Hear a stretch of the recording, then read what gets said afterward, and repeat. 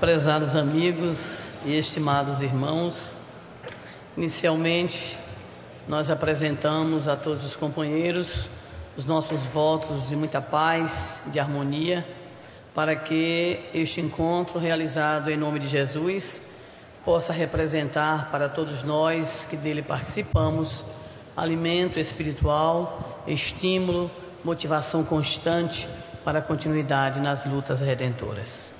E eu quero estimular nesse momento especificamente e ser solidário a meu irmão Ricardo, paraibano, meu vizinho, porque eu não senti firmeza em vocês na hora de realmente dizerem que querem se tornar anjos. Fiquei triste e concluí que o problema se deveu não à falta de vontade, mas ao pós-almoço. E sugiro ao meu irmão Ricardo, para que não fique triste e para que eu não espalhe lá na região que a turma aqui não quer se tornar anjo, que você faça novamente a tentativa em outro momento, que não nesses momentos, né, que favorecem uma certa isquemia coletiva, para que eu possa dizer que conheci os paranaenses mais animados, tá bom? Bem, brincadeiras à parte, mas eu quero primeiramente confessar a meus irmãos que eu estou numa situação muito delicada. Eu nunca passei uma saia justa tão grande. Por causa disso, nem de saia eu vim, que é para não provocar piores reações. Eu passei por todas as situações possíveis e imaginárias. Primeiro eu achei que era uma ironia, quando recebi o convite para participar da Conferência Estadual Espírita. E por achar que era uma brincadeira, tá bom, e segui adiante. Depois descobri que não era brincadeira, que era sério. Eu comecei a ficar vexada, que é uma expressão que significa no Nordeste atacada, né? Acelerada, alguma coisa que vocês devem entender. Bem, passado o momento da ironia, eu entrei na euforia. Ai, que maravilha, lá vou eu participar, rever meus amigos do Paraná, terra na qual tenho muitos corações que me são muito caros, muito gratos. Entrei na euforia. Quando a situação começou a ficar apertada, as provas aumentaram, eu digo, ai meu Deus do céu, eu comecei a entrar então naquilo que se chama apatia. E tentei convencer as minhas irmãs culpadas de modo mais direto pela minha presença aqui, portanto qualquer coisa, qualquer reclamação, o PROCON é ali, certo? E então eu tentei, e aí quando eu encontrei Raul, em novembro, disse, Raul, não vou não. Disse, por quê? Tenho medo. Ele me deu logo um sarrabulho, tradução, brigou comigo, me admoestou e disse que se eu não me cuidasse, ele daria para mim o seguinte tema, Figueira Estéreo. Povo fraterno e amigo está aí. Mas não teve jeito, então eu consegui desistir de vir e eu entrei na quarta fase, que é a agonia, na qual eu ainda estou. E eu espero, né, que eu possa finalmente, às 4h01, entrar na fase seguinte e última, que é a alegria. E eu espero contar com a ajuda, a fraternidade e o amor de todos os nossos companheiros, porque eu me sinto como uma mortal que está apenas na condição de espectadora do duelo de titãs. Saturno e Júpiter, traduzindo de Valde e Raul, e Saturno e Júpiter, segundo rezam as tradições da mitologia, disputando a hegemonia dos deuses.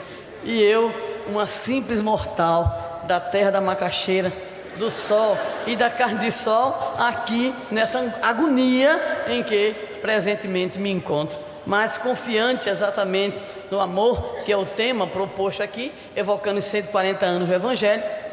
Evoco também o amor dos companheiros para que nós possamos desenvolver a nossa temática da tarde de hoje. E obviamente a gente vai começar dizendo que é muito difícil falar sobre o amor, é complicado, porque cada um tem uma ideia diferente. Alguém de repente conhece alguém, sobretudo naquela faixa etária, né? A gente já sabe qual é, aquela que não chegou ainda aos 18, 20 anos, e de repente, olhos nos olhos, quero ver o que você faz. E aí de repente a pessoa diz assim, mas eu amo você.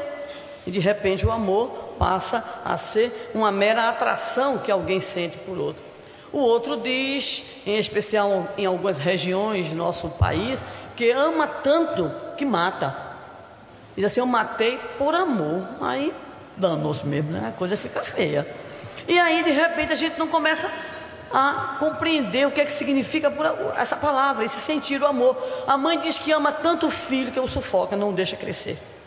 O outro diz que ama tanto a vida que destrói o próprio corpo físico no aproveitamento da chamada vida fácil, da chamada vida libertina, da vida do aproveitamento. Há muitos que em nome do amor dizem assim: ó, a gente só vive uma vez, então vamos aproveitar e usufruir o que a gente pode de melhor, e se declaram então amantes da vida. Há os amantes dos diversos tipos, dos diversos matizes, os que amam Curitiba, os que amam o Atlético Paranaense, os que amam Pinhão, os que amam Araucária, os que amam isso aqui, estarmos juntos, estarmos nos confraternizando, estarmos estudando, enfim, as palavras direcionadas para exteriorizarem, para expressar esse sentimento que a gente tem, quer seja posse, quer seja necessidade, quer seja uma emulação. De repente a gente usa a palavra amor, e de tanto se usar essa palavra, ela começou a receber uma certa deterioração,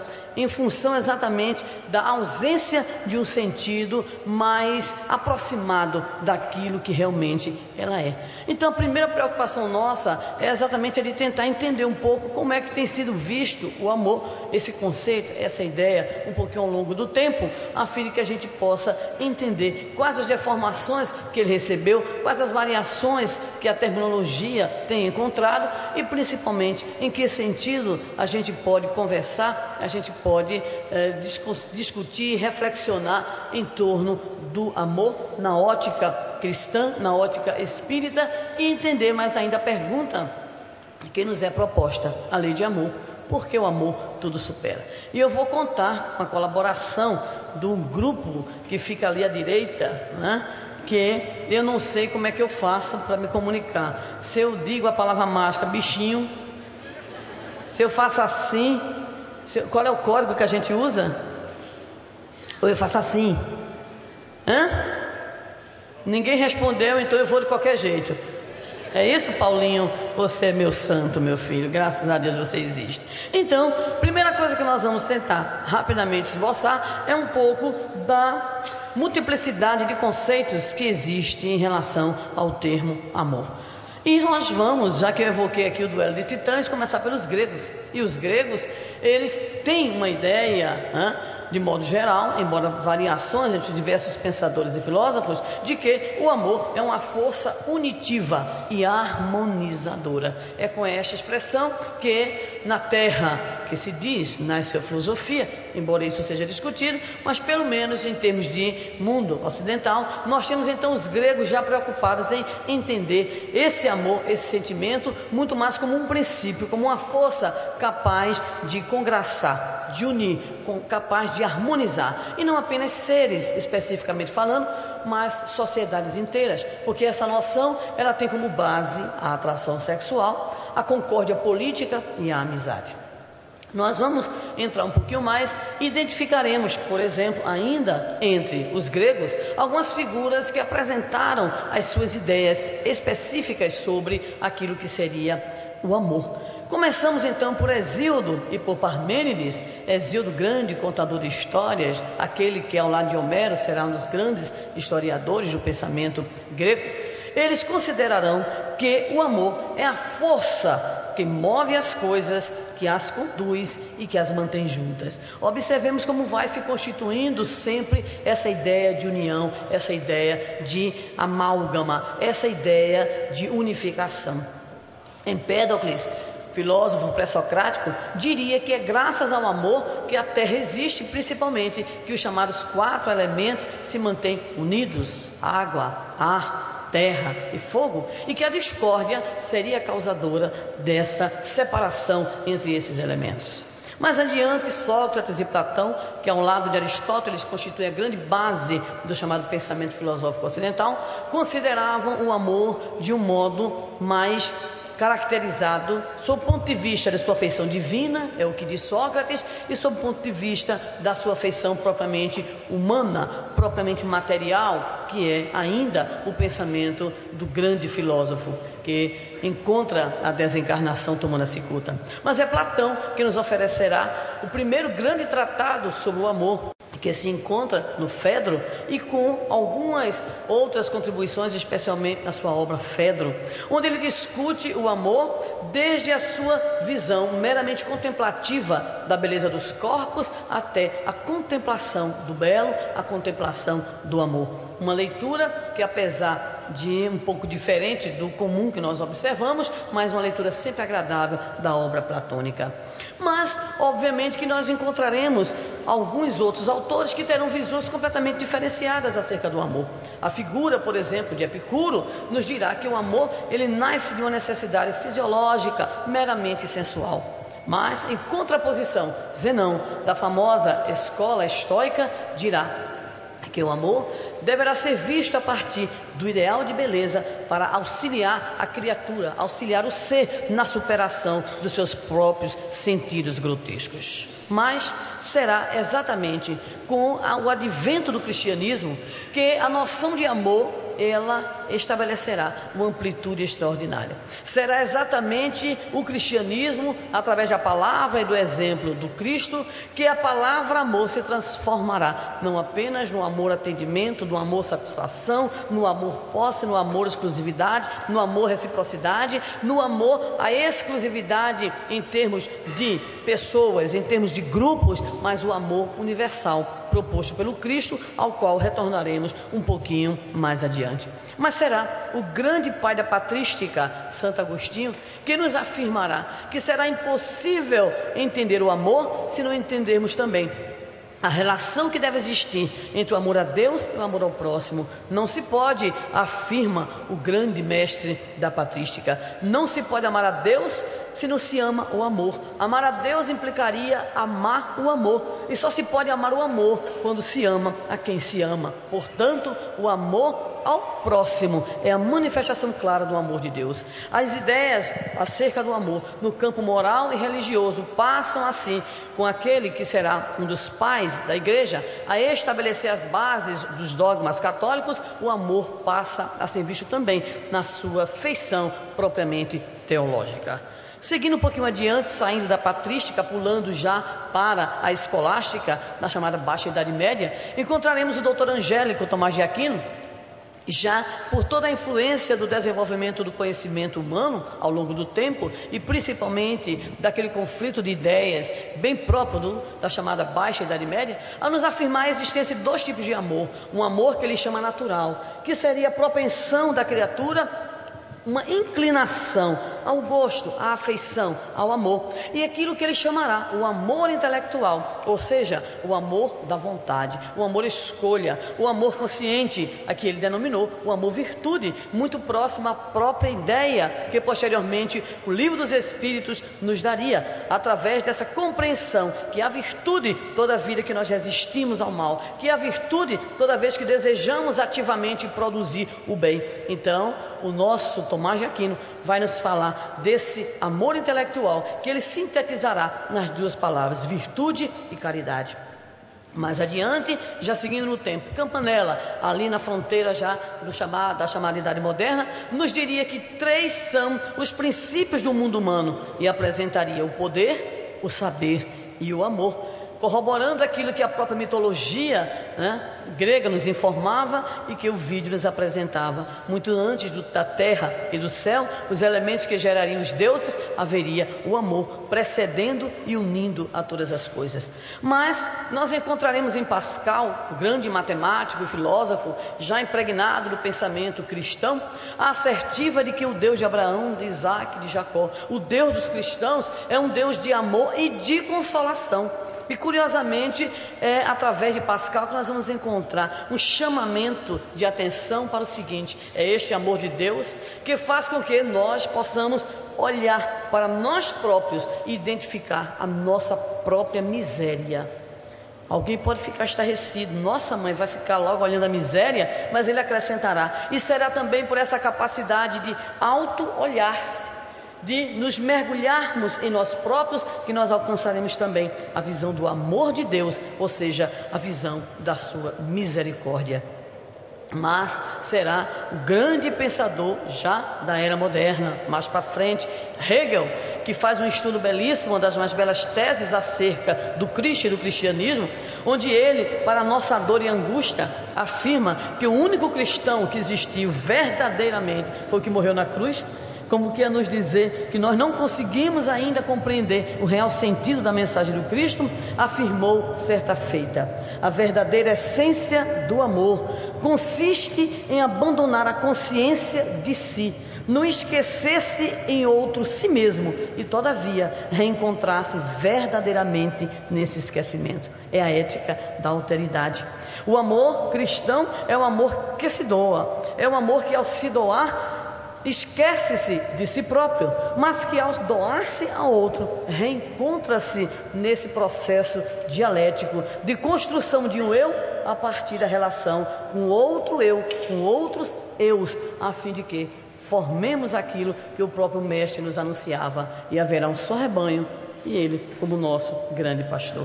Hegel então nos traduz uma das mais belas ideias acerca do amor-doação.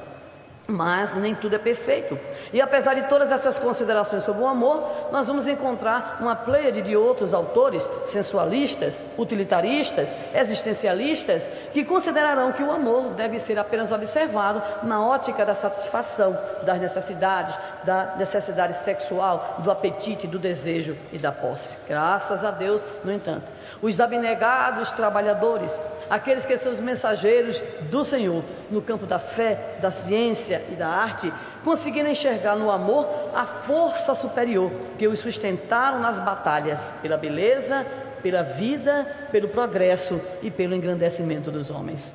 Há um conjunto imenso de autores que se debruçaram sobre o amor, de Descartes, Spinoza, Leibniz, Wolff, Kant, Freud e muitos outros, até Sartre, o grande existencialista desiludido, que dizia: é impossível que alguém ame com amor de doação, com amor de devoção. Mas a doutrina espírita vem não apenas nos trazer Jesus de volta, mas vem nos trazer uma compreensão que é antiga, que é a própria compreensão do cristianismo. Vem então nos relembrar o sentido real do amor conforme o Cristo nos trouxe. Porque com Jesus o amor passa a ter, como já dizíamos anteriormente, uma abrangência tão ampla que é necessário aprender a amar não apenas ao amigo, mas até aquele que se considera ou que nós consideremos o nosso opositor ou o nosso inimigo. Mas a mensagem mais extraordinária que nós encontramos ao lado, obviamente, dos conceitos exarados pelo Senhor Jesus no campo da imortalidade da alma e de toda a ética proposta, é a ideia que Allan Kardec nos apresenta como uma ideia central, uma ideia estruturante para resolver o problema da criatura humana, que seria a ideia do Deus Pai, a compreensão do Deus Pai, porque por enquanto Ele é Pai meu, é teu tio, é teu chefe, é teu patrão, é teu algoz, enfim, é teu general, e assim por diante. Kardec nos diz que quando nós, enquanto sociedades humanas, tivermos a compreensão de duas ideias, aceitação tácita, incorporação cultural dessas duas ideias, o Deus Pai, Pai de todos, e a ideia da imortalidade da alma, cessarão todos os grandes conflitos separatistas, cessará o problema da raça, o problema da cor, o problema da seita, e aí então nós conseguiremos de fato nos compreendermos como irmãos, filhos de um único verdadeiro Pai e amoroso Pai para com todos. Então, é com Jesus que nós vamos encontrar uma nova conceituação de amor, o amor que se dirige aos necessitados, o amor que se dirige ao ser humano diferente, o amor enquanto respeito a alguém que culturalmente não é respeitado, o amor que ultrapassa qualquer condicional, porque com Jesus surge a noção de pessoa que tem o seu valor intrínseco, independentemente de gênero, de condição social, de cor, de etnia, de nascimento, de posição social, de condição econômica, de postura religiosa. Jesus, podemos dizer assim, universaliza o amor, por entender exatamente que todos, na condição de filhos de Deus, somos merecedores do amor. sempre que chamado a resolver as questiúnculas e as questões bastante delicadas, propostas em especial pelos fariseus, pelos doutores da lei, Jesus sempre costumava utilizar a referência do diferente. Ora, mostra o valor da mulher, conclamando-a para que ela possa segui-lo em todos os instantes da sua vida, apesar de que os registros que lá se encontram nos chamados evangelhos digam mais ou menos o seguinte: que Jesus viu a Pedro, viu a André, viu a João, e foi formando, e tinham 12. E aí aparece no texto sagrado, e eram 12 os que o Senhor escolheu, e algumas mulheres. A coisa é tão feia, tão séria, que mais adiante, quando vai se falar da multiplicação dos pães e dos peixes, novamente o preconceito, e lá vem dizendo assim: e foram 5.000 que comeram, fora as mulheres. A mulher não, né? As mulheres, as crianças, os velhos também. Olha, cadê Elza e o Estatuto do Idoso? Elza, olha aí, muito bem, não tinha Estatuto do Idoso da época, né? Então, observemos que a grande mensagem de amor de Jesus não é uma mensagem teórica, não é apenas um discurso, mas é algo que ultrapassa todas aquelas complicações próprias da cultura do momento em que Jesus estava, a cultura judaica. O preconceito em relação à mulher, o preconceito em relação à criança. Por isso, deixai vir a mim as criancinhas se constitui também numa declaração de profundo amor de Jesus. A declaração de amor que Jesus dá aos excluídos, a declaração de Jesus em relação àqueles que eram os considerados pessoas indesejáveis, traidoras, pessoas impuras. Então sempre Jesus a mostrar que este amor é um amor universal. A parábola do bom samaritano, onde ele escolhe a figura daquele que era execrado pelos próprios judeus, é para dignificar aquela atitude de amor que um homem tem pelo seu próximo, independentemente da etnia, da religião, das convicções, etc. e tal. Então, com Jesus, o amor não passa a ser o amor de X para com Y, uma resposta, mas passa a ser entendido como lei de amor. E é isso que a doutrina espírita vai nos apresentar. E quando a 6ª Conferência Espírita Estadual coloca como tema a saga do amor na Terra, evocando os 140 anos do Evangelho segundo o Espiritismo, retoma com Jesus, com a doutrina espírita, através de depoimentos, de instruções, Fenelon, Lázaro, Sanson e muitos outros, a ideia originária, o sentido originário do amor. Então, busquemos no Evangelho segundo o Espiritismo a compreensão sobre a lei do amor. A lei de amor, nos diz o Evangelho, resume inteiramente a doutrina de Jesus, porque é o sentimento por excelência. E aí, a compreensão que a doutrina espírita vai nos dando em relação ao amor.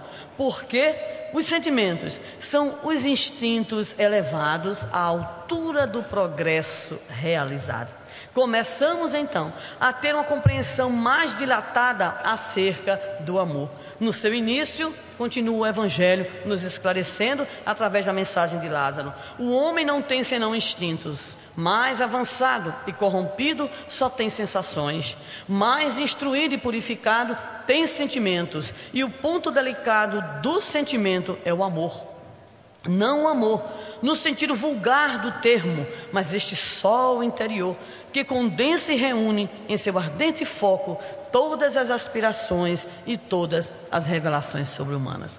Começamos a entender então, com a doutrina espírita, que o amor, na verdade, é baseado, ele nasce, ele está como marca registrada da criação divina. É o hálito divino, como nos diria mais adiante Joana de Ângeles. E é exatamente essa marca de Deus, a marca do Criador em nós, que faz com que o amor seja, ainda segundo a benfeitora espiritual, o primeiro sentimento a despregar-se do campo instintivo, a libertar-se, para a partir daí chamar todas as virtudes, para a partir daí fazer com que nós possamos crescer em espírito e em verdade, desenvolvendo os sentimentos, desenvolvendo a nossa moralidade, construindo valores capazes de nos levar àquilo que tanto almejamos na nossa vida, que é a construção de uma personalidade saudável e de uma personalidade feliz.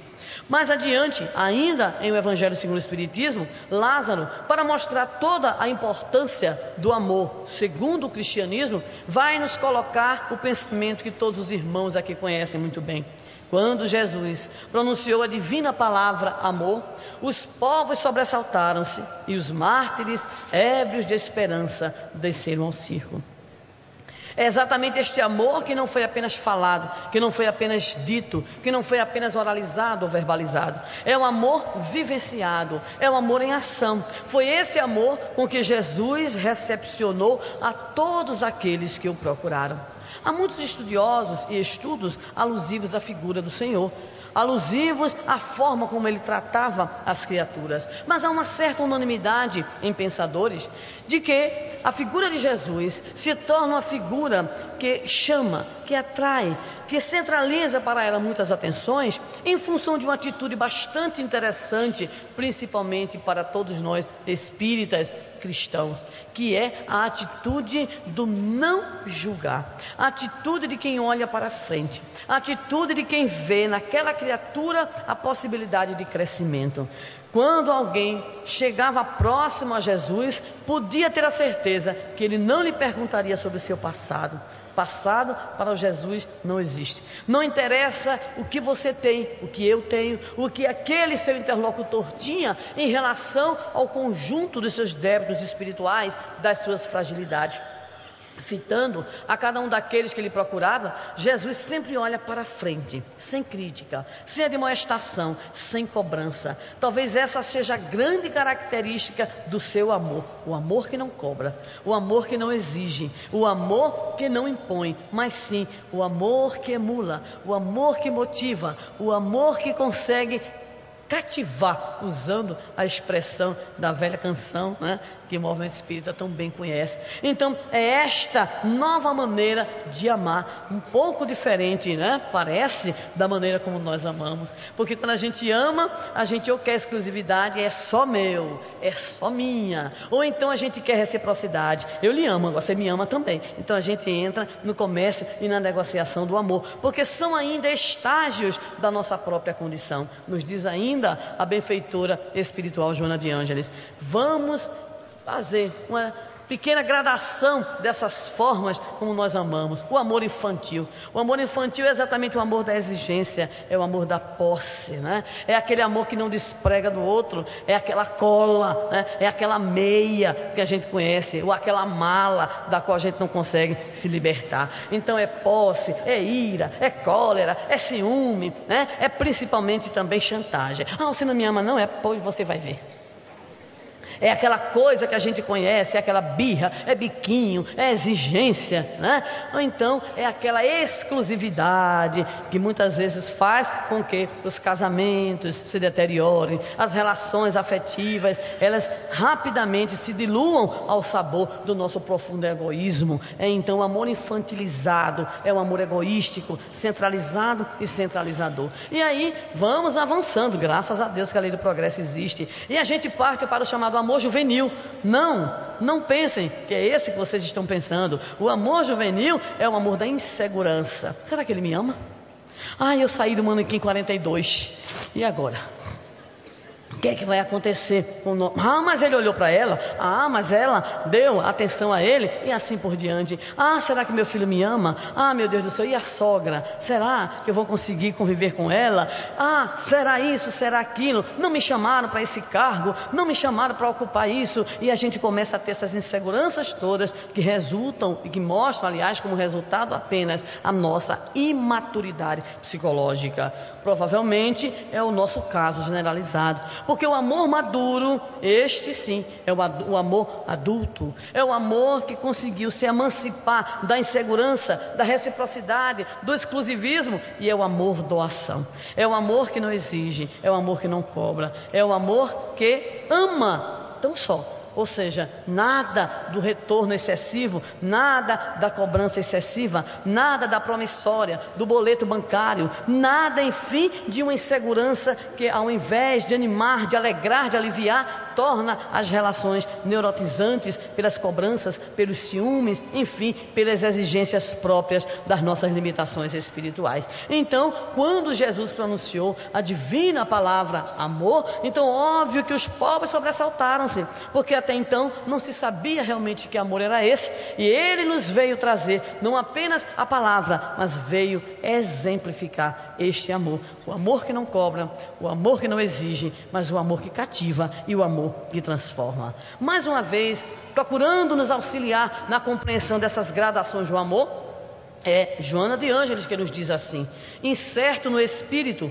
por herança divina, revela-se a princípio como posse que retém, desejo que domina, necessidade que se impõe, a fim de agigantar-se logo depois em libertação do ser amado, compreensão ampliada, abnegação feliz, tudo fazendo por a quem ama, sem imediatismo, nem tormento, nem precipitação. Sabe esperar, consegue ceder, lobriga a entender sempre e sempre desculpar. E a síntese a nossa Joana de Ângeles nos oferece: o amor é tudo, resume-se em amar. Isso nos faz lembrar a obra Pelos Caminhos do Coração, em que os autores Carlson e Shields relata uma pequena história de um homem que chega até o médico, o psiquiatra, para lhe atender, porque ele estava numa crise existencial profunda. E nessa crise existencial ele busca a separação. Chega então para o médico e ele diz assim: doutor, eu não amo mais a minha esposa, eu quero me separar. O que é que o senhor me diz? Ele olha para aquele homem e, por ser alguém que se trabalhava, que buscava a sua própria espiritualidade, esse médico afirma para o paciente: ame a sua esposa. Ele pensou que se tratava de um problema de audição, que a gente sempre pensa, né? Quando o outro responde algo que de imediato nos afeta.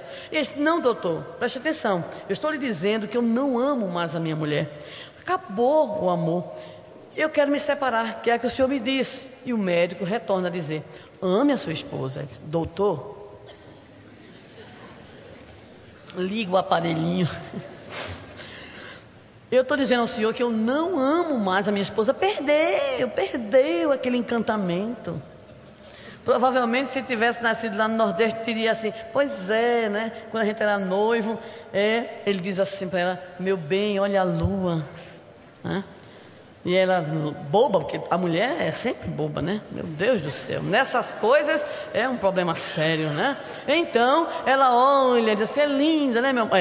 Tudo bem. Aí, com casamento, 1 ano, ela, sempre a mulher, né? Então querendo recuperar aquele romantismo que o dia a dia, o feijão meio ruim, aquele bolo entalagato, né? Aquela situação já mais complicada, né? As meias que ele nunca sabe onde estão, não é isso? Essa coisa toda. Então ela vê a lua lá fora, ela chama, diz assim: meu bem, venha. Aí ele vai, né? Vai porque afinal de contas é casado há pouco tempo, né? Tem que ir. Ele diz assim: olhe, meu amor. Ele: o quê? Já não viu a lua, né? O que foi?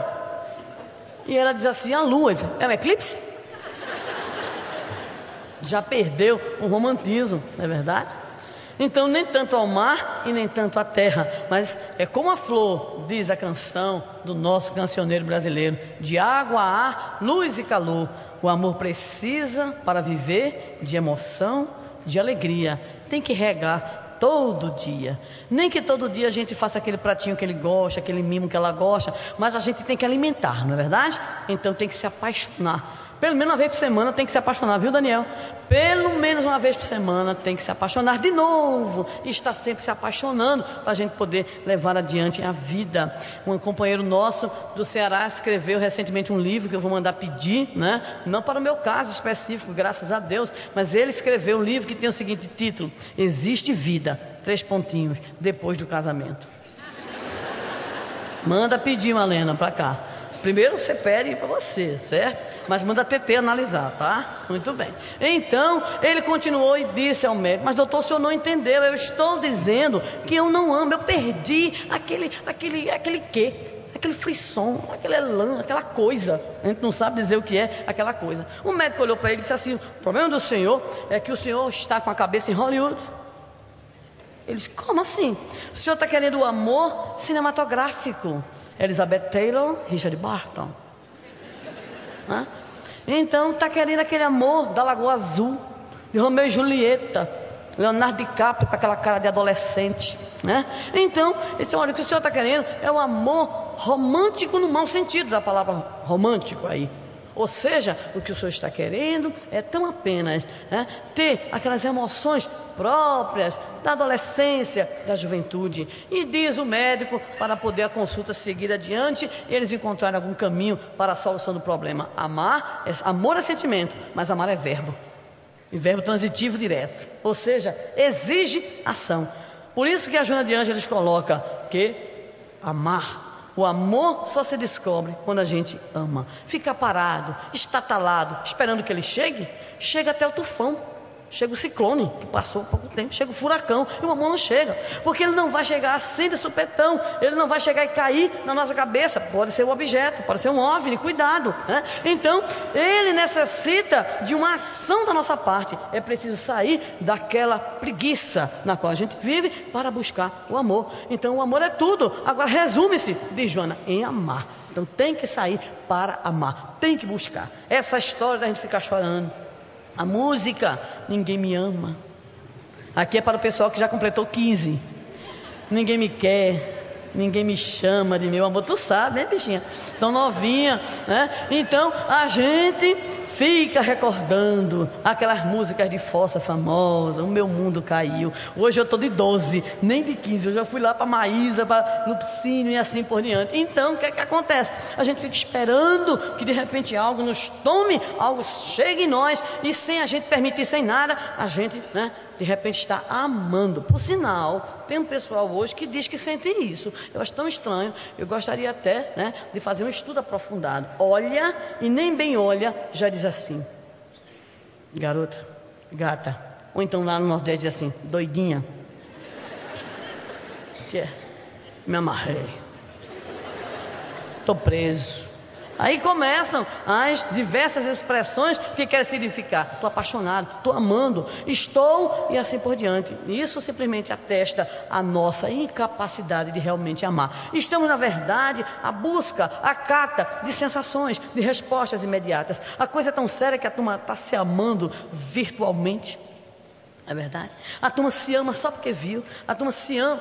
E é outra coisa, continua a existir aquele problema que era da época que eu tinha 10 anos, hoje eu tenho 12, que era o seguinte: calma, não disse de quê, que o indivíduo namorava com o outro, e quando o outro descobria, acabava. Ainda hoje tem isso, de formas mais sofisticadas, mas tem, revelando ainda a nossa profunda imaturidade. Então o amor resume-se a quê? Ao exercício de amar. A gente começa e vai amando, e vai amando, e vai amando, e aí ele vai aparecendo. Cuidado para não confundir com aquela época, que faz muito tempo, ninguém aqui pertence àquela época em que os pais escolhiam, os maridos, diziam assim: casa, depois ama.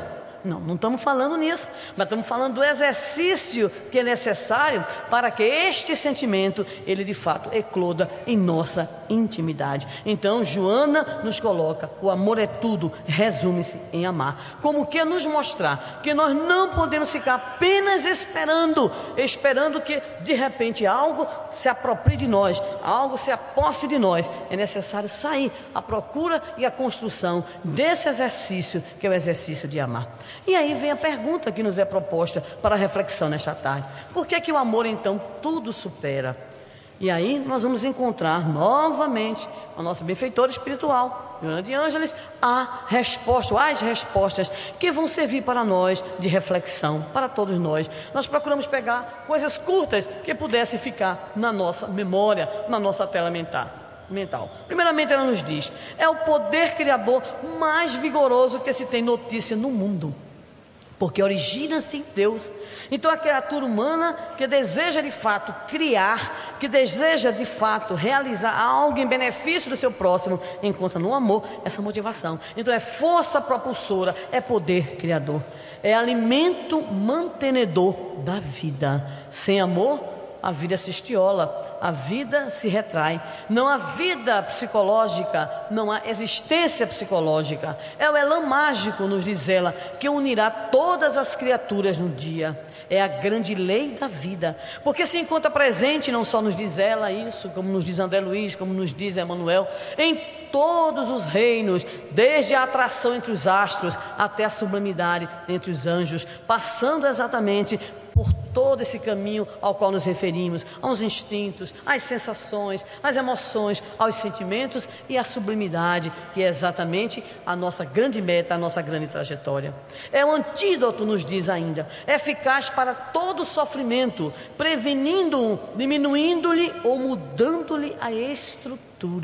Isso para nós é fundamental, porque nós costumamos sempre nos vincular de modo até doentio à ideia da nossa prova, da nossa expiação. Nós não somos personagens de novela, mas às vezes gostamos de dizer, mas como eu sofro? Como eu sofro? Não é? Então a gente gosta, é um sentimento dos mais perniciosos para a alma humana, a chamada autocompaixão, sentir pena de mim mesmo. A autocompaixão é uma emoção que lastimavelmente, ao invés de produzir a nossa capacidade de superação, nos inibe na nossa própria possibilidade de amar e, consequentemente, também de buscar nesse amor a nossa satisfação. Nos diz ainda Joana de Ângeles, é oxigênio para a alma, sem o qual a alma se enfraquece e perde o sentido de viver.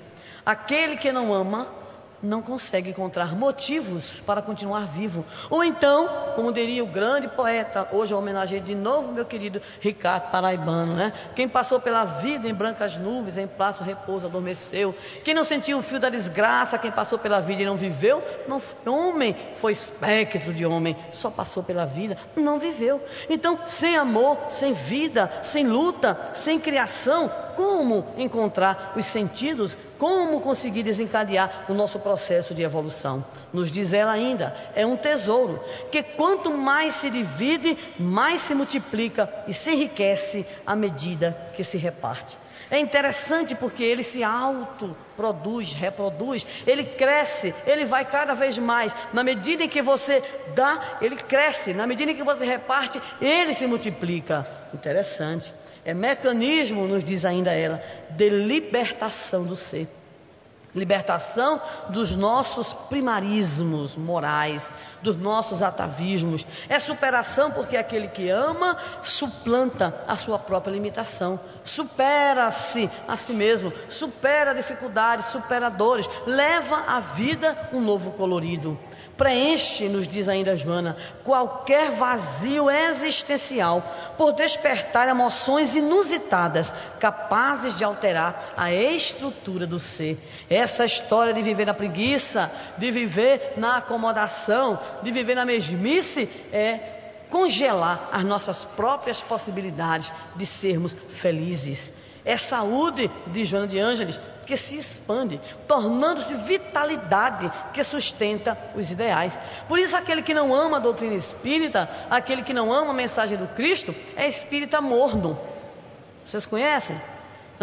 A gente só deve ser de duas qualidades, ou é frio ou é quente. Essa história de espírita morno é uma complicação para o movimento, porque é aquele indivíduo que ama até certo ponto. Ele ama quando ele não tem mais nada para amar. Então fica difícil. É necessário então entender que é graças ao amor que nutrimos pelas pessoas, pelas causas, pelos valores, pelos ideais, que nós também nos alimentamos intimamente, que nós criamos também para nós padrões de vibração, padrões de saúde e conseguimos atingir a saúde integral. Finalmente, é luz permanente no cérebro e paz contínua no coração.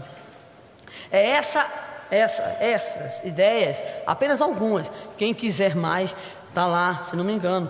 Elucidações psicológicas à luz do Espiritismo, uma condensação dos nossos companheiros Geraldo Campete Sobrinho e Paulo Ricardo Pedrosa, e é exatamente a palavra amor, tem tudo isso para os nossos companheiros. Mas é necessário ver tudo isso na prática, é necessário ver todas essas ideias em ação, e nada melhor do que evocarmos aqui alguns exemplos de superação para que possamos visualizar o poder que o amor possui. E vamos buscar então a figura do Evangelho considerada a figura por excelência da superação, que é Maria de Magdala, Maria Madalena. Aquela que supera a obsessão, aquela que supera o preconceito e que se doa. É aquela que vai receber do próprio Cristo as considerações em torno da capacidade que o amor tem. Quando Cristo, segundo nos revela o irmão X na obra Boa Nova, psicografia de Chico Xavier, o amor cobre a multidão dos pecados. Então esta é a capacidade de amar que Maria Madalena, ela terá em Jesus a figura do estímulo, a figura da motivação, da emulação. Será ela então, dentro do contexto dos evangelhos, a grande exemplificação da capacidade humana de se auto-superar. A história todos conhecem, não precisaremos aqui esboçar. Mas existe também uma figura que nos atrai sobremaneira, que é a figura de Pedro, porque Pedro parece conosco. Não sei se parece com vocês aqui do Sul, mas com o nordestino, Pedro é a cara. Eu tenho a impressão que ele tem até a cabeça chata do cearense. Porque Pedro não é assim tão sério como a gente imagina. Ele é mais debochado, às vezes diz coisas que não deve dizer. Enfim, é agarrado com Jesus, um carrapato, aquela coisa toda, né? Então Pedro é muito parecido conosco, de modo geral, com as suas fragilidades, com as nossas fragilidades, com o nosso desejo de melhorias e assim por diante. E o interessante de toda a história de Pedro não é a história de Pedro com Jesus, é principalmente a história de Pedro pós-negação. Existem dois Pedros, Pedro antes, Pedro depois, né? Pedro antes da negação, entusiasmado, eu amo a ti, Senhor, e ele ficou meio chateado, porque inclusive, né, o Senhor, todo mundo sabe da história, perguntou a ele 3 vezes, né? E existe uma versão lá no Nordeste sobre como é que foi esse diálogo, que diz o seguinte: Jesus, né, estava assim numa certa carência afetiva, e olhou para Pedro e disse assim: Pedro, tu me ama? Pedro teria olhado para o Senhor e disse: oxente, claro. E aí o Senhor não gostou porque foi um oxente muito rápido, não foi, Malena? Aí disse assim: Pedro, tu me amas? E aí ele teria respondido: mas meu bichinho, tu sabes que eu te amo. E aí de novo: Pedro, tu me amas? Virgem Maria, a 3ª vez que eu respondo que eu te amo. Isso é só para acordar aqueles que estão sob o efeito pós-almoço. Então, o que é que ocorre? Jesus vai dizer a Pedro que na verdade sobre ele, sobre a sua mediunidade, sobre a sua ação, seria edificado todo um trabalho que o cristianismo de fato ergueria. Mas quem leu Paulo e Estevão vai encontrar o Pedro que se supera. É exatamente na famosa briga, né, que vai colocar de um lado Paulo em defesa dos gentios e do outro lado Tiago e a igreja de Jerusalém.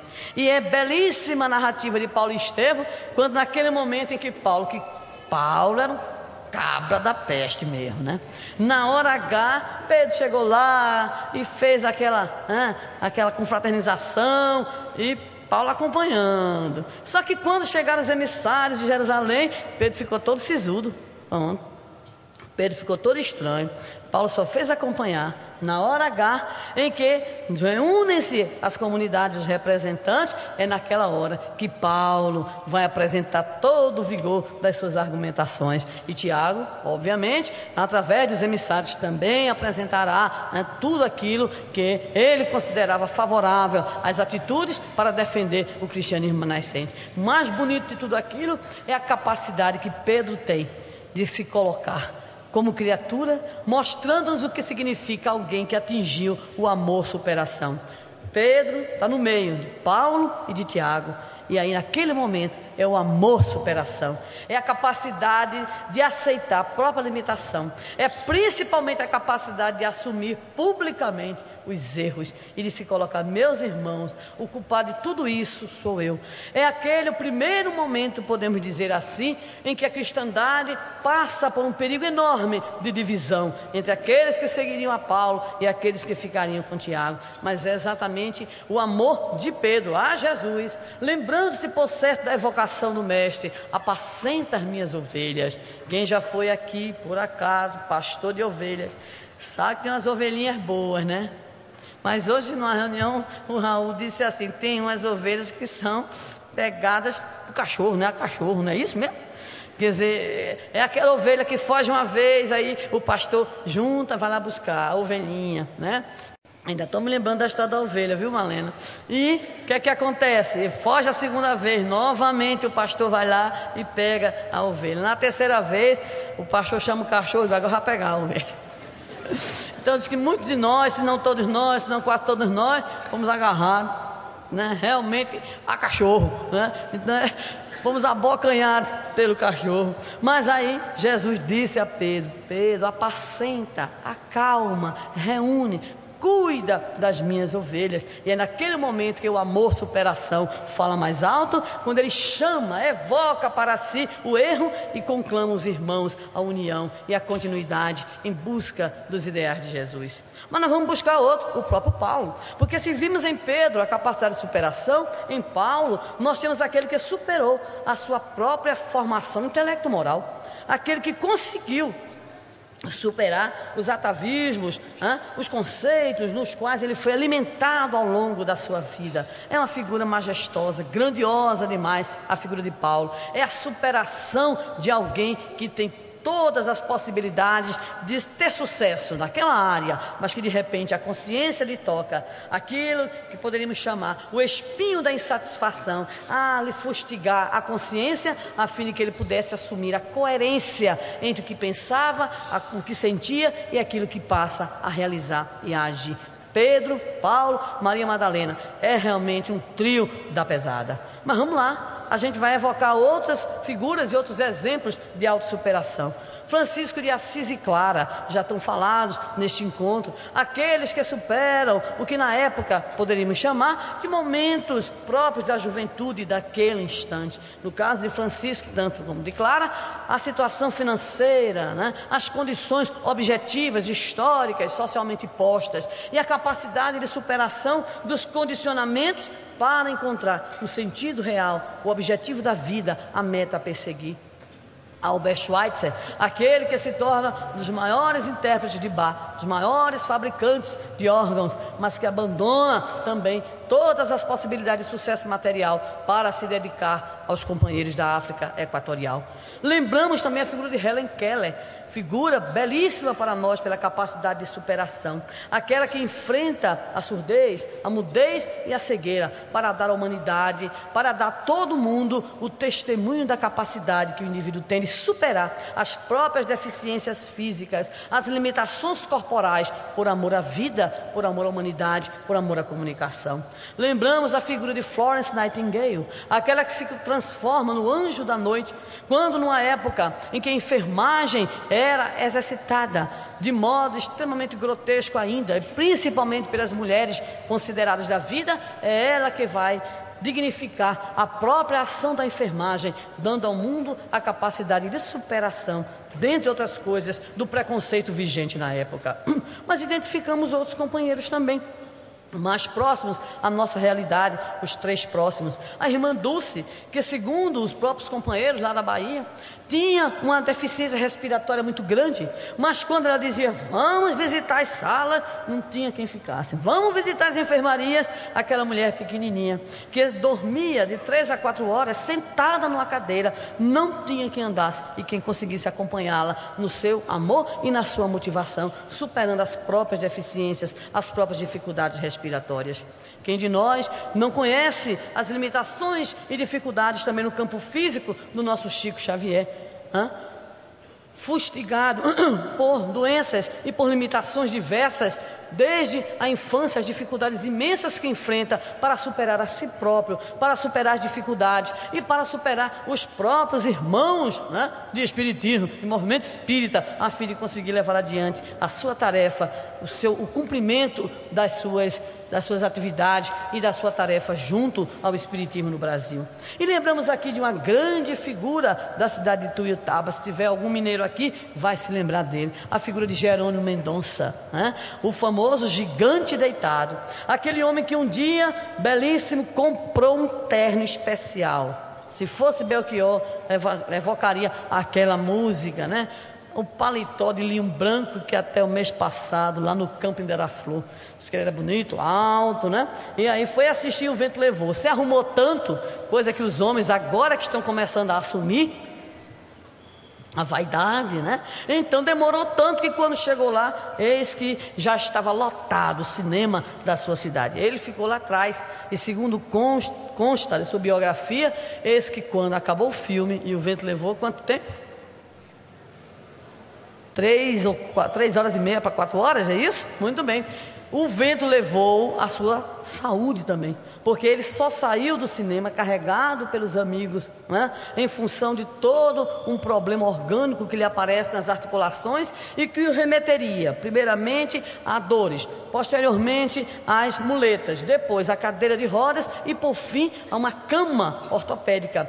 E nos dizem os seus biógrafos que para dormir necessitava que fosse colocado em cima dele um peso para que ele pudesse respirar. Mas era alguém que nos dá, pessoalmente temos uma admiração muito grande pelo Jerônimo, um testemunho de capacidade de superação extraordinária. Ele era tão divertido, tão bem-humorado, tinha uma alegria tão grande, que mesmo nas suas condições, ele sabia fazer da sua dor o seu canto, né? O seu canto de libertação. Porque ele não foi só no cinema no dia de O Vento Levou. Ele depois continuava a ir ao cinema, na cadeira, na cama. E dizem que tinha uma senhora que morava lá na cidade, que tinha horror a ele. Desse povo assim meio gentil que a vida nos apresenta de vez em quando. E certa feita ela também assistir um filme, provavelmente um filme romântico, um filme de amor. E ela então sentiu a necessidade fisiológica. E foi para o sanitário. Só que ela não queria perder o filme e foi andando de costas. E eis que andando de costas ela cai em cima de Jerônimo. Olha para ele naquela delicadeza própria de certas almas, diz assim: desgraçado, aleijado, até aqui você está, todo canto que eu vou você está, eu vou não sei aonde você está, eu vou não sei aonde você está, eu vou não sei onde você está, mas você anda. E ele olha para ela sorrindo e diz assim: pois é, e a senhora não para em casa, porque todo canto que eu vou a senhora vai também. E aí eles estabeleceram posteriormente, porque ela sorriu, se desarmou, pela capacidade que o outro tem de responder, de amar, de superar aquele impacto que uma resposta negativa, que uma palavra agressiva pode nos proporcionar. Mas ele era tão bem-humorado, Jerônimo, que certa feita o dono da funerária dizia assim: Jerônimo, você é tão engraçado, você é tão criativo, faça uma trovinha que eu vou dar o seu enterro de graça. Ele disse: essa oportunidade eu não posso perder.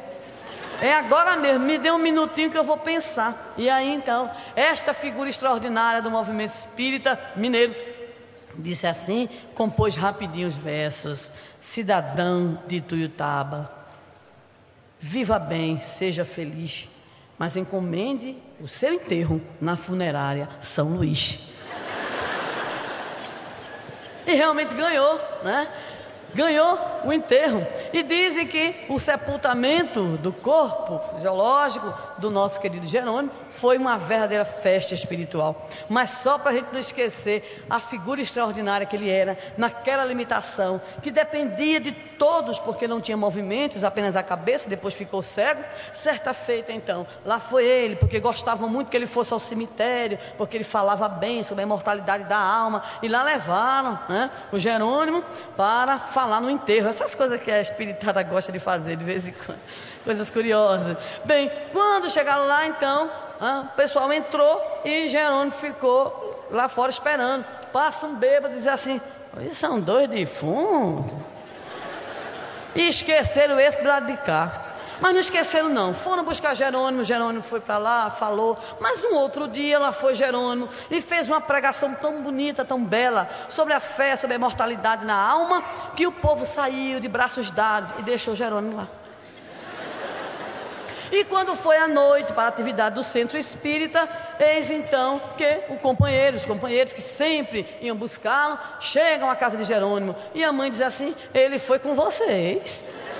Ai, meu Deus do céu, nós esquecemos Jerônimo no cemitério. E foram buscar Jerônimo. Quando chegaram lá, imaginemos nós, estava Jerônimo esbravejando? Estava Jerônimo como?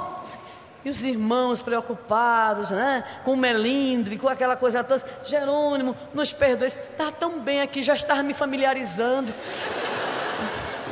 Superar, né? Passar por cima, relevar, ou seja, conseguir reencontrar o próprio equilíbrio. É uma figura extraordinária. É a nossa Madre Teresa de Calcutá, também sempre lembrada com muito carinho e com muito amor. Bem, o amor superação, então, meus irmãos, é essa possibilidade que todos nós vamos encontrando de conseguir desencadear na nossa própria vida esse processo que nós chamaríamos do processo evolutivo, que é nada mais, nada menos do que o nosso processo de educação. Porque fica a pergunta para nós, se esse amor é o que nós devemos buscar, como é que a gente faz? Né? Como é que a gente faz? E aí a gente evoca exatamente a famosa figura daquele jovem que vai perguntar aos rabinos como era que eles podiam explicar, no tempo que ele pudesse ficar de pé no sopé, qual era o sentido da Sagrada Escritura. E aquele jovem, aparentemente rebelde, contestador, não recebe resposta, até que alguém lhe diz assim, vai procurar o grande rabino Hillel ou Eliu, que ele te responde.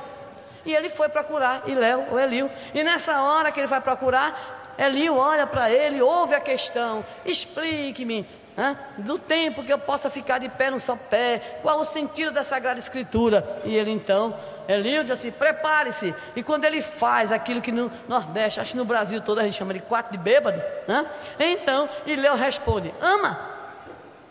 E ele fica lá de pé. E Hillel fica calado. Mas, peraí, ama? E o resto?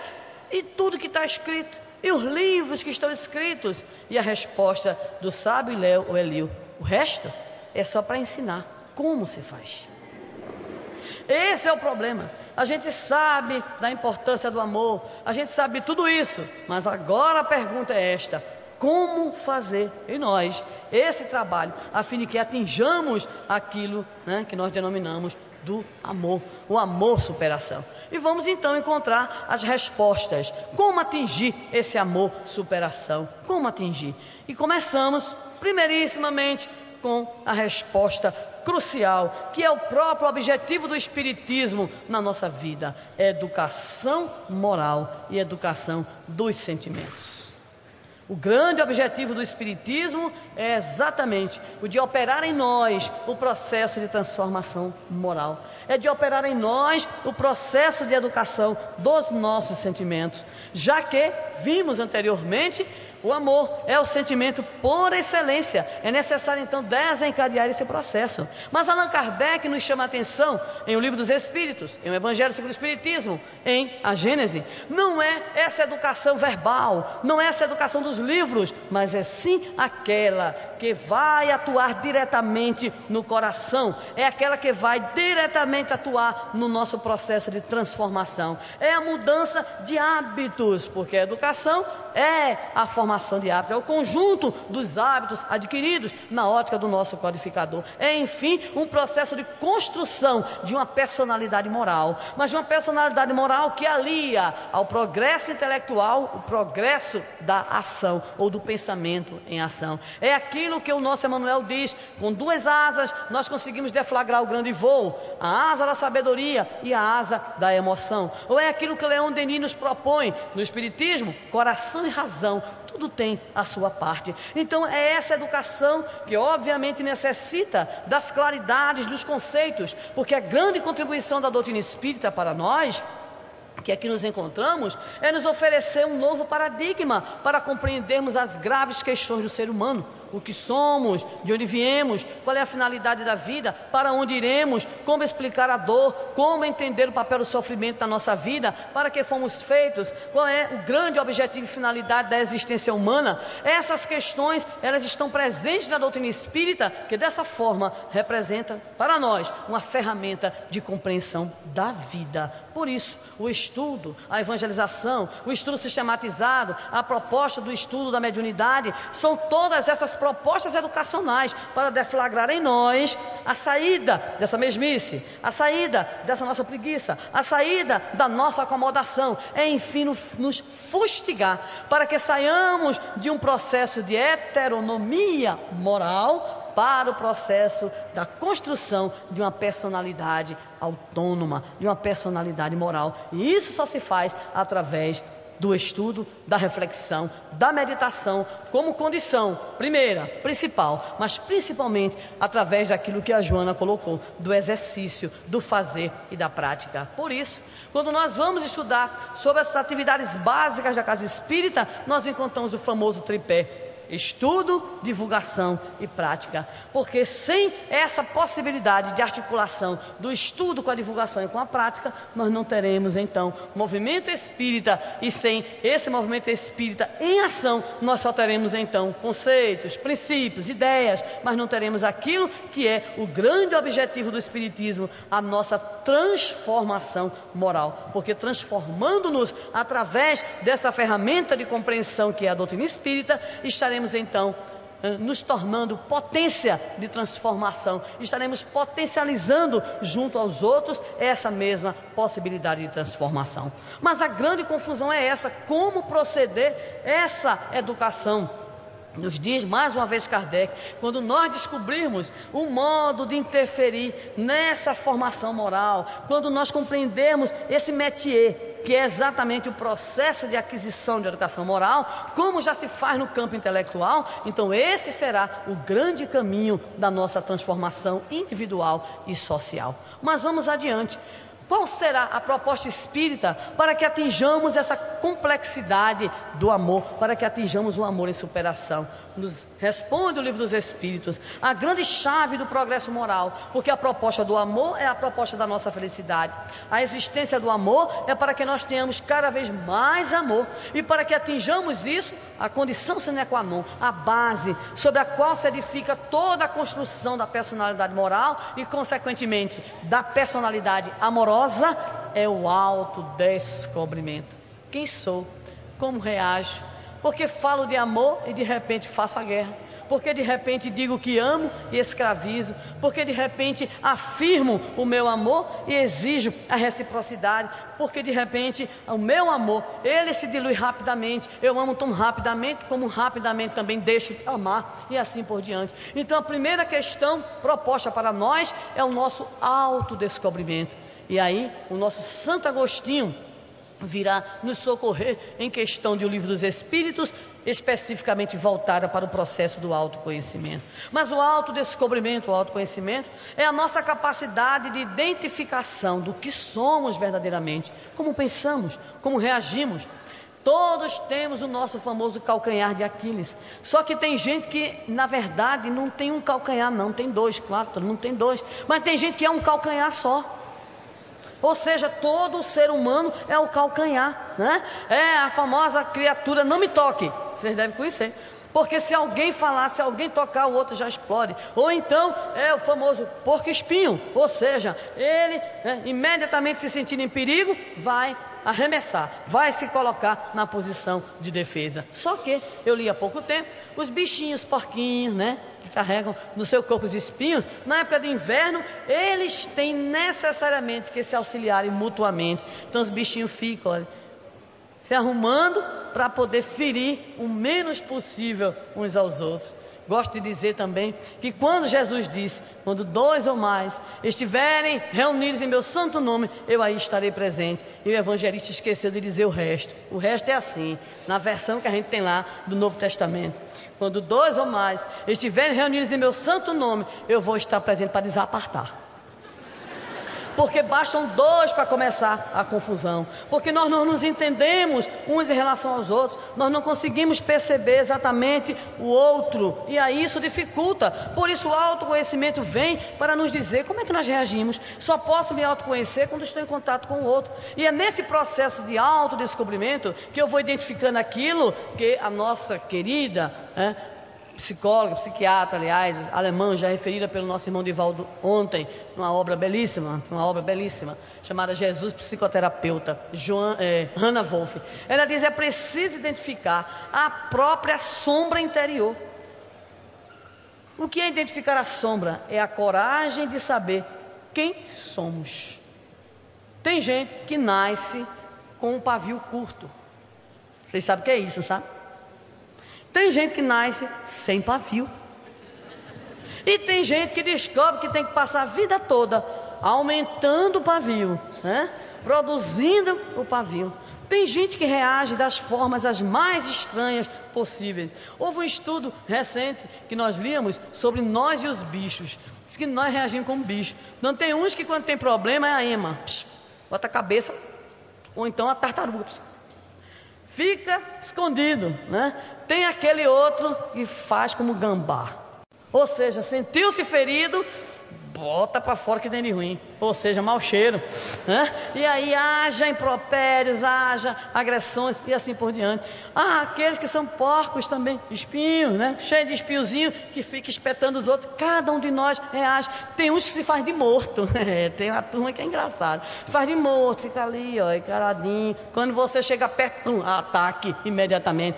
Tem aqueles que demarcam as suas regiões, igual os bichinhos que produzem urina para definir o seu território. Tem gente que é assim, não venha não, viu? Já está exatamente colocando, né, os devidos limites territoriais para a nossa ação. Então, autoconhecimento não é só a gente saber o que a gente tem de bom, é a gente saber também o que tem de ruim.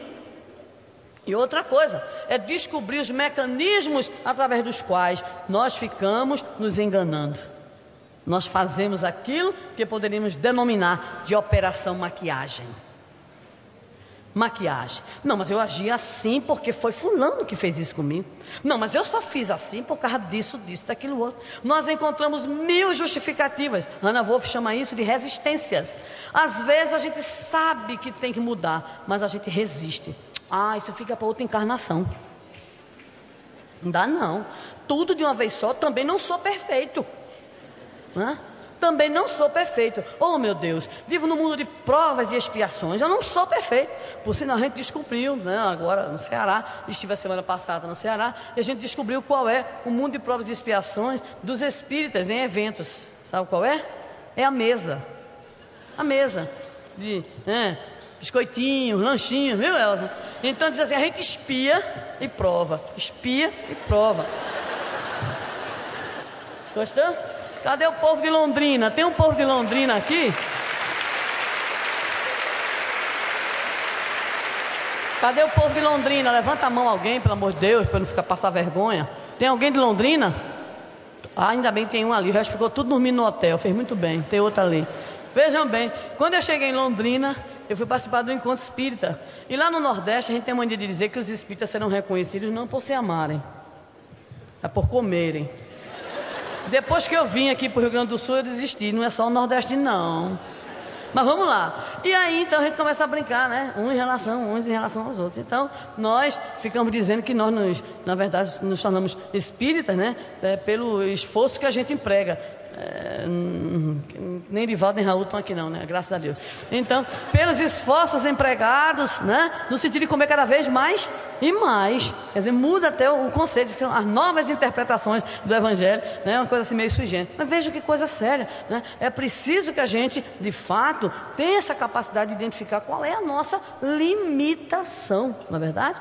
O que é que eu tenho como dificuldade? Eu sou orgulhosa, sou chata, sou exigente, sou implicante. O que é que eu sou? É preciso descobrir essa sombra, essa resistência, para que a partir desse conhecimento eu possa ter o outro como meu interlocutor. A melhor coisa do mundo é o outro. É o outro na nossa vida, né? A chamada ética da alteridade que se fala tanto hoje, o outro, descobrir o outro diferente, que quando eu descubro o outro, eu começo a descobrir a mim mesmo. Então eu vou descobrindo também as minhas resistências, as minhas maquiagens, aquilo que eu uso para justificar os meus erros, as minhas atitudes insanas. Muito bem, mas vamos lá, a gente prossegue. A partir daí, a gente vai definir propostas para nós. Qual é o projeto de vida que nós temos? Qual é o nosso projeto? O projeto de muita gente é apenas, né, passar pela vida, realmente, não em brancas nuvens, mas passar pela vida, de preferência com um Peugeot 206, um notebook de alta resolução, viagens assim uma vez por ano na Europa, né, uma mansão. Tem gente que só tem essa pequena preocupação diante da vida. Então é necessário estabelecer um plano, um projeto, quais são as nossas metas, o que é que nós queremos para a nossa vida. Mas eu estava falando, brincando com Londrina, é porque lá em Londrina, né, eu fui a um encontro e curiosamente, eu pensei que a gente ia começar o encontro como em todo lugar, estudando. E não, quando eu cheguei lá era café da manhã. Que povo sabido, viu, de Londrina, né? Por sinal, descobri que é um mandamento de Jesus que seguem à risca os nossos irmãos de lá, do Nordeste também. Por sinal, lá no Nordeste que é o único que a gente segue, sabe qual é? Não é o que entra pela boca do homem que o macula. Engorda e mata, mas não macula, né? Então, eu gostei de Londrina, vou para lá qualquer dia desse, fazer café da manhã, viu? De novo. Mas vamos voltar. Então o que é que ocorre? A gente vai na luta da vida, descobrindo como é que nós erramos, como é que nós reagimos, o que é que nos melinda, o que é que nos chateia. Estabelecemos um programa para nós, uma meta a perseguir, um projeto de vida, quais são os nossos planos, nossos anseios. E aí é preciso chegar a um outro elemento, que aí é que está a gravidade do problema, que é exatamente o exercício da nossa vontade. Joana nos diz também, autodescobrimento, e lembramos com o Livro dos Espíritos, a chave do progresso individual para nos autoamarmos, um programa de reforma íntima, metas definidas, e aí vem o exercício da vontade. Ou coisa difícil, alguém achar aqui em supermercado, em alguma loja, mesmo que seja de importados, pelo amor de Deus, avise, né? Porque a gente tem uma dificuldade imensa de trabalhar o campo da vontade. A vontade é algo que nos impulsionará para onde o desejarmos. O grande problema é a identificação de onde está o botão.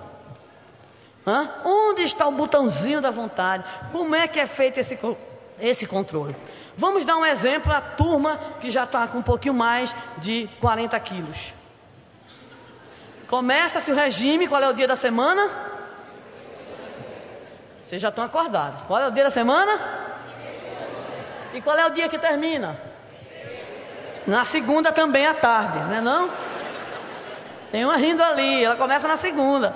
A gente sempre começa o regime na segunda, mas o problema é que termina na segunda. É um problema sério, é o problema da vontade, né? Então a vontade é algo dificílimo na nossa vida, porque quem vive essa agitação que a gente vive, quem vive nesse ritmo louco que a gente vive, quem vive a vida do século 21 nessas cidades que são fábricas de loucos, então como é que nós, né, vamos conseguir administrar todo esse programa, todo esse processo de autodescobrimento, de identificação da nossa sombra, de projetar, de fazermos os nossos planos para podermos atingir as nossas metas, exercitar, realmente realizar? Tudo isso é muito difícil para todos nós. No entanto, é necessário deflagrar, ainda que inicialmente, a nossa proposta de vida. O espírita é alguém que já está desperto, é alguém que não está dormindo, é alguém que já possui suficiente informação para saber a que veio. Tem uns que reencarnam a passeio, reencarnam só para passear. Outros reencarnam a negócio, só para trabalhar e ganhar dinheiro. E outros reencarnam, né, com preocupações de evolução. É o nosso caso e de outros irmãos também, pelas diversas denominações religiosas, graças a Deus. Mas nós que já recebemos as luzes da informação, somos chamados então a ter essa proposta, que é exatamente a proposta da nossa evolução espiritual, através do aproveitamento desse momento reencarnatório. Para irmos fechando a temática, lembramos, vou fazer uma homenagem a Ricardo de novo, só que agora eu vou para Campina Grande.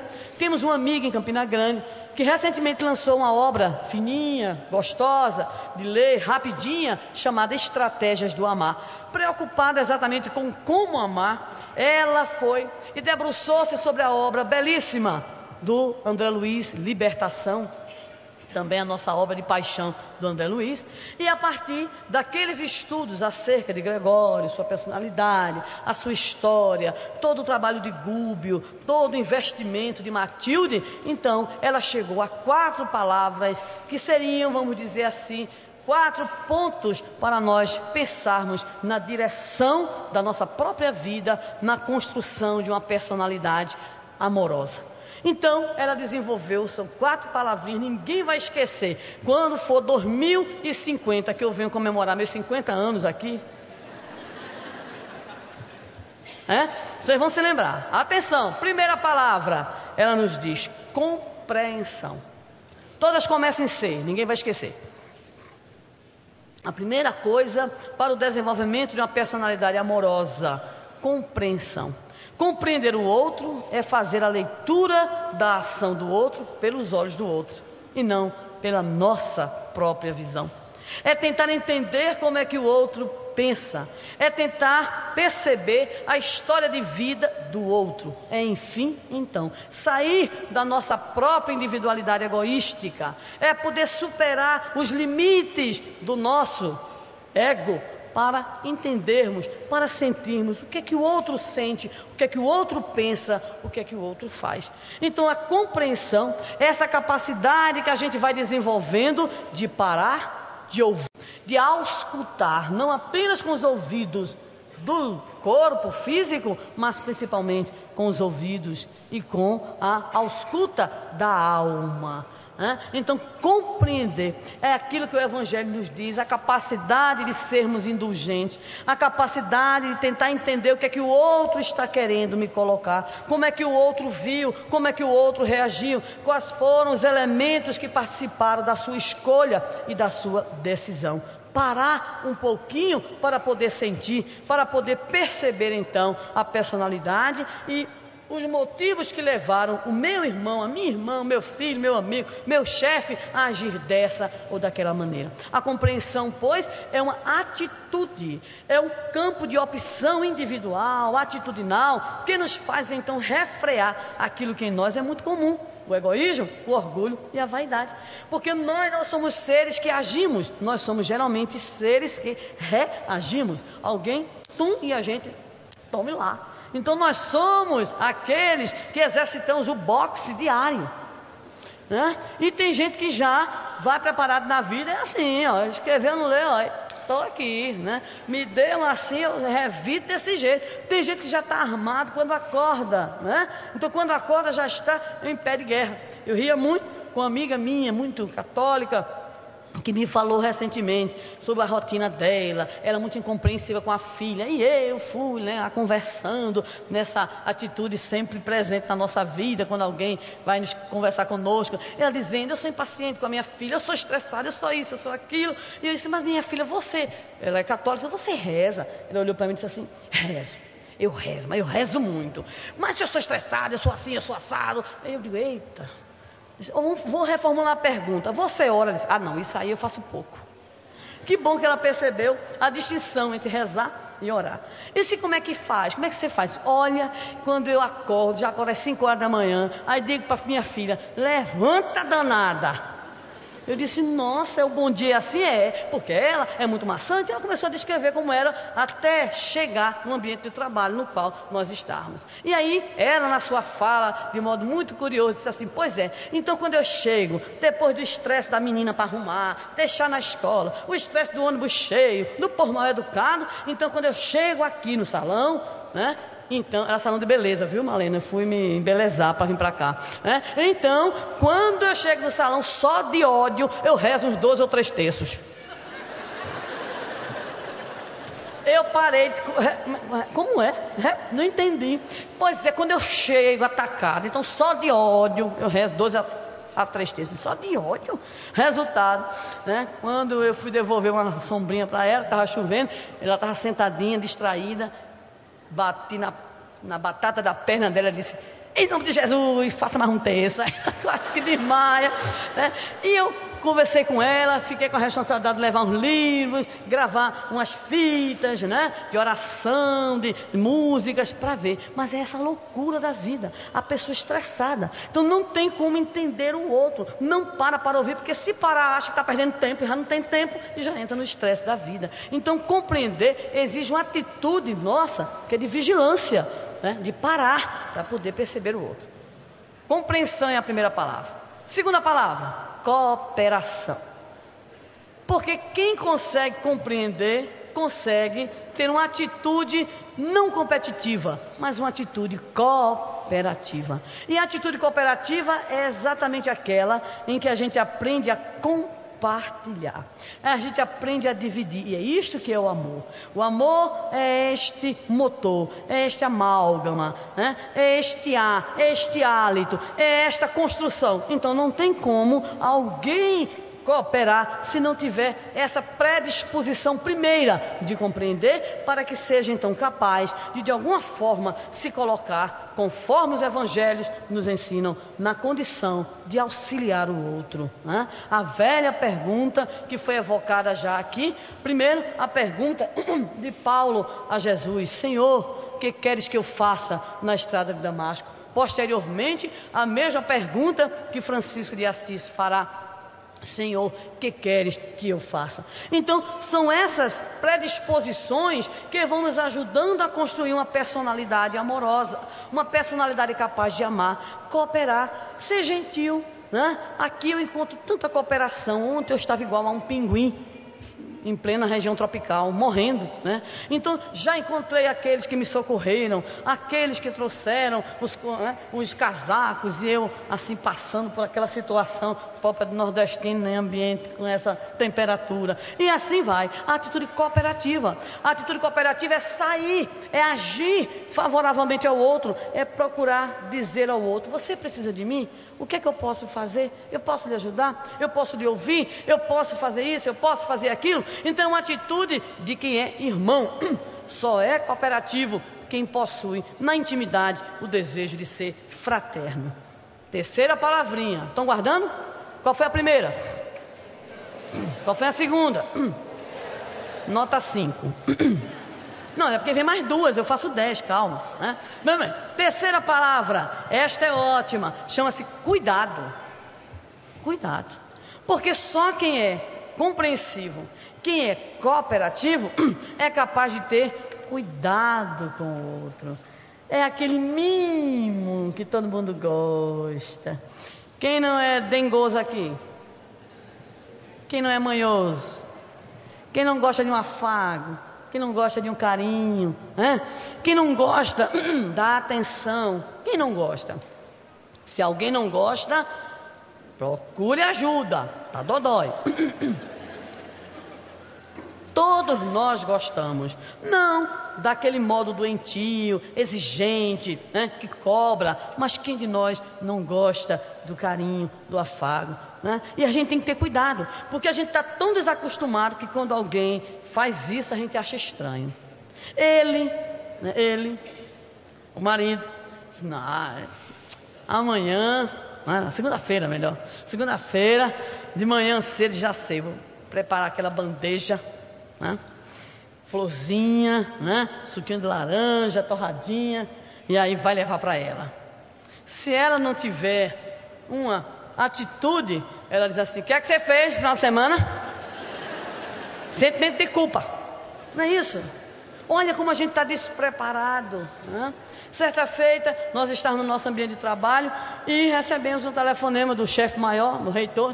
Olha, uma pessoa está precisando do projeto assim. Eu disse: está certo, para quando ela está com um auditor, que não é esse aqui não, é um auditor. E aí ele disse: é mesmo, é coisa rápida, tem que ser urgente. Qual é a hora que ela pode pegar? Eu disse: hoje, no final da tarde. Veja como a coisa é séria. Fiquei preocupada com a companheira, a colega, né? Não conhecia, mas ela deve estar desesperada. Então, imediatamente, fui, me sentei e comecei a preparar o material. Quando deu mais ou menos 5 horas da tarde, ligo e disse assim: ó, está pronto. Ela disse: está pronto? Repartição pública, hein? Está pronto? Ele está pronto. Ela disse: pois eu vou buscar amanhã, porque eu já marquei tudo para amanhã, porque eu não sabia que não ia sair hoje. Olha... E eu vou lhe conhecer pessoalmente, porque é a primeira vez que eu vejo alguém fazer alguma coisa sem, né, ficar naquela famosa modorra, adiando. Ela foi me conhecer no outro dia, porque eu fiquei preocupada. E eu simplesmente tive uma atitude profissional na vida, profissional. Agora imagine o que é a gente ter na vida cuidado uns com os outros, cuidado com o nosso ente querido. A gente cuida do animal, que é uma beleza, né? A gente cuida da casa, que é uma beleza, mas a gente cuida do outro, né? A gente acarinha o outro, a data, o aniversário, a data de nascimento, aniversário de casamento, que ele sempre esquece, e assim vai, né? O carinho, o filho, 20 minutos pelo menos a gente tem que dar de atenção profunda ao filho, à filha, dialogar, saber o dia, né? De repente o filho está fazendo a quinta série, a gente faz a quinta série também, aprendendo de novo, tudinho, potenciação, radiciação, já estou ficando louca, né? Então, cuidar do outro. A casa espírita, nós cuidamos tanto de quem chega, queremos fazer uma boa recepção, mas a gente não cuida do companheiro, o dirigente, o irmão que está ali conosco, ombro a ombro, lado a lado, participando da tarefa. Então cuidar é se importar com o outro a um ponto da gente exercer atividades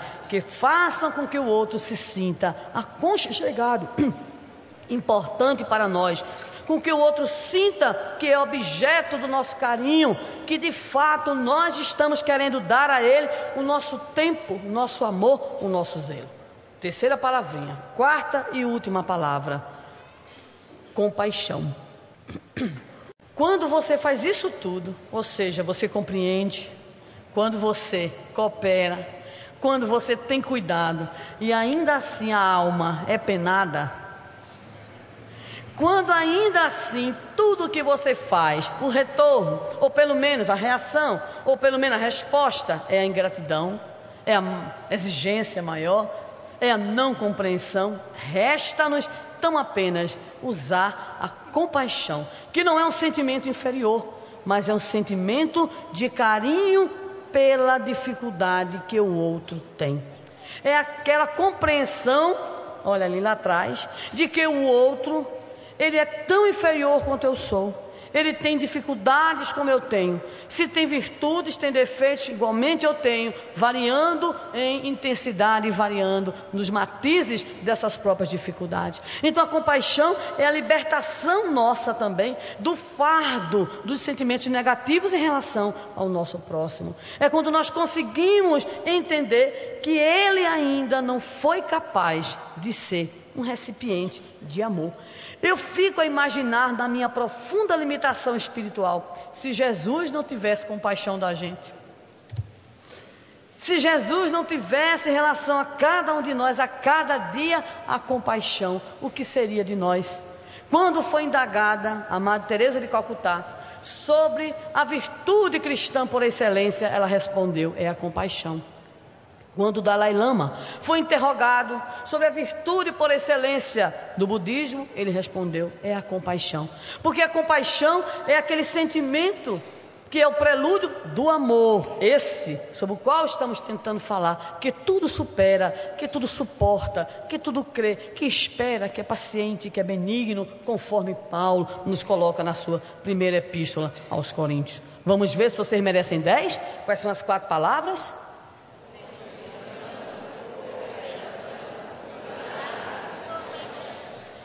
Falei no Dalai Lama. Para concluir, vou lembrar uma pequena história que nos narra envolvendo o atual Dalai Lama. Certa feita, ele foi chamado para comparecer ao hospital, porque um dos monges budistas se encontrava profundamente doente, havia sido preso, torturado, lhe arrancaram a cru todos os dentes e todas as unhas. E então, ele estava com um processo infeccioso no hospital e desejava ardentemente falar com o Dalai. E aí o Dalai aproveitou a oportunidade e levou 2 jovens monges em processo de formação. Ao chegar no hospital e vendo aquele irmão e já se preparava para o retorno à pátria espiritual, eis que o monge doente, em seu leito de dor e morte, lhe diz assim, Dalai, eu preciso lhe confessar uma coisa, eu preciso dizer a você uma coisa. E o Dalai, naquela sua postura que tem sido muito positiva para todo mundo, falou para o monge doente, fale meu filho, o que é que você deseja colocar? Se eu tive medo, Dalai. Esse medo? E os outros 2 monges que acompanhavam o Dalai, jovens, provavelmente impetuosos ainda não tinham conhecido o verdadeiro amor, ficaram olhando um para o outro, recriminando, porque afinal de contas o treinamento que eles recebiam era exatamente a formação, todo o processo é para não ter medo. E começaram, aqueles olhares, mas o Dalai percebeu que havia alguma coisa a mais naquela fala e perguntou assim, meu filho, você teve medo de quê? para poder entender. E ele respondeu para o Dalai: Dalai, eu tive medo de amá-los menos. Eu tive medo de amar menos os que me arrancaram a cru, as unhas e os dentes. E eu fiquei a imaginar, eu olhei assim, contei 10. Senhor, todo dia eu peço, tem piedade de mim e da minha imperfeição. Porque somente aquele que atingiu a capacidade do amor que se doa, que superou a infantilidade, que superou a juventude, entre aspas, desse sentimento, que já passou pela exclusividade, que já passou pela reciprocidade, que já superou todas as queixas, as exigências, que já superou essa posse, essa necessidade imediata. Somente aquele que atingiu a maturidade psicológica, atingiu o amor psicológico e espiritual, é capaz de superar. E todo dia suplico a Deus que tenha compaixão de mim, da minha limitação, porque aquele teve medo de amar menos, e eu ainda não consigo amar quem pisa nos meus pés, quanto mais aquele que me arranca a cru, as unhas e os dentes. A mensagem, pois, do Evangelho é a mensagem universal do amor, a conclamar todos nós ao exercício dessa possibilidade, desse sol interior que está como um fogo sagrado colocado em nós. O chamamento da mensagem do Evangelho e de todas as denominações filosóficas e religiosas que se inspiram na ideia do amor, da alteridade, da compaixão, da compreensão, do cuidado, são mensagens que chegam à criatura humana cansada, a criatura humana depauperada, a criatura humana infeliz que ainda somos, porque ainda estamos negando o sol interior que existe dentro de cada um de nós. O amor tudo supera. Por quê?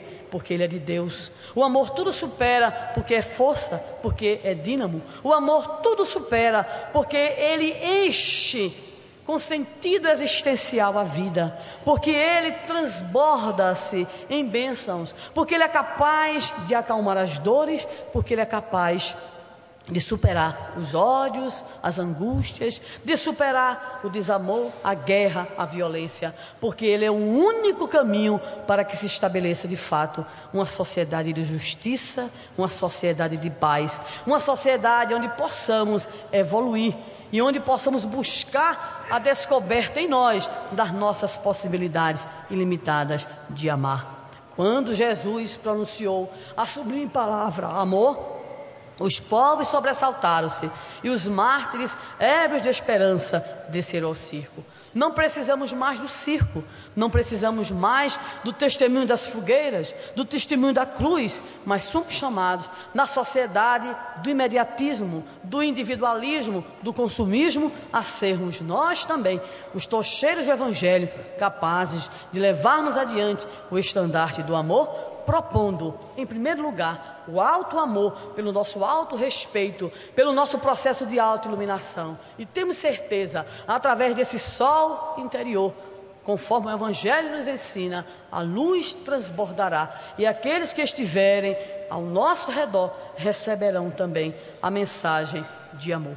Que Jesus fortaleça a cada um que aqui se encontra no seu processo de autoiluminação e que nas horas de tristeza, de dúvida, de angústia, possamos lembrar que só Ele tem o amor capaz de suavizar as nossas tristezas e a nos auxiliar a superar a nossa profunda limitação espiritual.